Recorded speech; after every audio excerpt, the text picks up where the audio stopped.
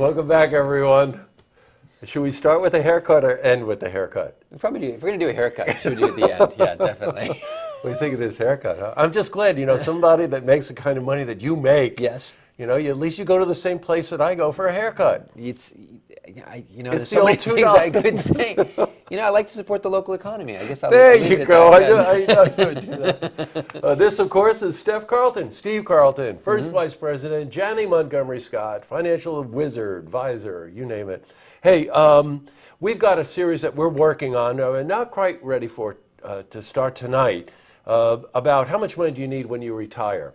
But I thought to ask Steve, in light of election, in light of the things that are going on, what are the phone calls you're getting? What are like the top 3 things that people are calling you about? Your investors, the people that rely on your expertise. Right. What are they calling you for and saying? What are they saying? Some of the topics locally, it's funny, a little off the wall for a second.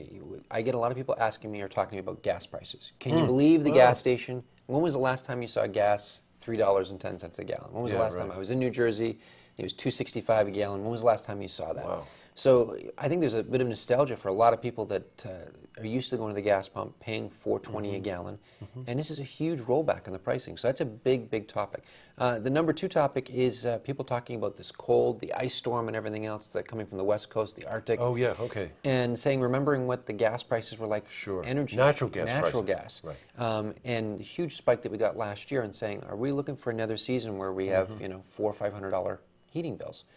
And then the third thing really is about the holiday season coming in, saying with lower gas prices, the heating question, what's this going to be like for Christmas holiday shopping? Right. For Walmart, for JCPenney, for Macy's, for all the local stores.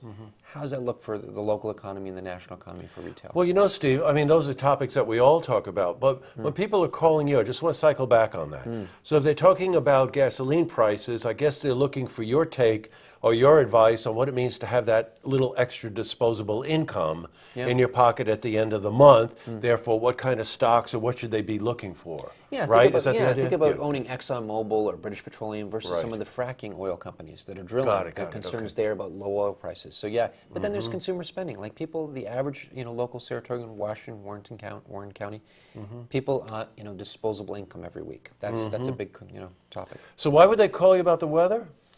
So the weather's, it's funny, you go back to like ExxonMobil, British Petroleum, the natural gas prices. People are saying, where are high prices going to go? Where is energy prices going to go? And so that's a big concern for a lot of people. Business owners that are paying for their heating, trying to extrapolate what that means for the economy. Yes, I got you. And obviously the holiday shopping season, you said it, and I think I put it together correctly, was that, people will be looking to see what some of the bigger retailers are planning as a result of either lower gas prices or whatever, because those stocks might all of a sudden look more attractive themselves. Absolutely. Didn't Walmart, I thought I read today that they closed higher, better expectations, right? Yeah, Walmart just came out today, and earnings look better. Forward guidance looks good. So that was good news. People liked what they heard on that side. And if formula follows here, the stock market, which hit another high today, those highs and those fluctuations are somewhat influenced by what happens to some of these bigger players like the Walmarts, right? I like that you say the word somewhat, because I think people think that there's this cause and effect, because A happened, therefore B happened. The Dow, going towards 17.7, 17.8, going to 18,000. It's a big number, and the S&P at 2039 today. Absolutely, it's where we are today, but it's a big part of the stock market is where we're going, where we think we're going to be in the future, and so there's a lot of projecting. And I think with a lot that's happened in the last couple of weeks, people are projecting more growth, that the economy is going to continue to move forward. Good, Steph. We got time for one other thing that I'd like to cover. The elections. The Republicans really swept and came in. Yes, they did. I always see good news and check and balance between the legislative branch and the executive branch. But there are some of the older things. Oh, Republicans come in, automatically good for business.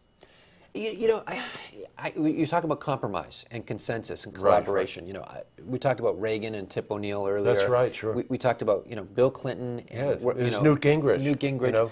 I think the checks and balances that make this country so unique, that causes the government maybe move slower than people would like sometimes, I think we're in a unique opportunity. We're going into the 2016 election. There's a lot of ambition there for people looking to become the next president. There's a president currently that would like to end on a high note and like to see things accomplished. And there's a Republican Party that wants to show that they can be not obstructionists, but people that make things happen. So there's all sorts of incentive and all sorts of opportunity for both sides to kind of figure out a way to win-win on this. Well, you know what? I think you just said that really well, by the way. Thank you. Because, you know, if you listen, depending where you're getting your news from, you should always get your news from a lot of different sources, and you fill in the gaps. You know, that's what you and I try to do. Yeah. You know, they say, oh my God, now it's going to be a disaster. I don't see it that way. No. I see this great experiment of democracy really thriving on a check and balance. Yeah. That you're right, both sides have something to gain more than just, I couldn't do it, I had my hands tied. Right. Now the legislative branch has the power, the executive branch always has the power. Yep. Let's see how they work together, especially over the next 2 years. Yeah, my take on this is actually really, really positive. And when I hear a lot of people, you know, that maybe, you know, excited about Republicans getting a bigger share of the votes or whatever, I'm looking at it saying these checks and balances overall I think will be good for business. We'll get some tax reform. The budget issues maybe will be resolved. You know, there's a lot of opportunity. You know, the Keystone Pipeline, both sides have incentive to make that stuff happen. So yeah, I'm excited. I think the next 6 months will be really, really telling where we're going. I do too. Well, boys, thanks, Steve. Just a pleasure. Next week, as I said, we're going to start on this series about how much do you actually need? How much do you need to retire comfortably, take care of your family, take care of your loved ones? And I'm really looking forward to that series. It's a very hot topic. Yeah, great. And also, I think your hair will probably grow in a little bit more by next week. A little bit. I've got the You'll look a Rogaine little more going. authoritative. Yes. Thanks, Jess. I've got a coupon for a free haircut if you need one. Oh, thank you.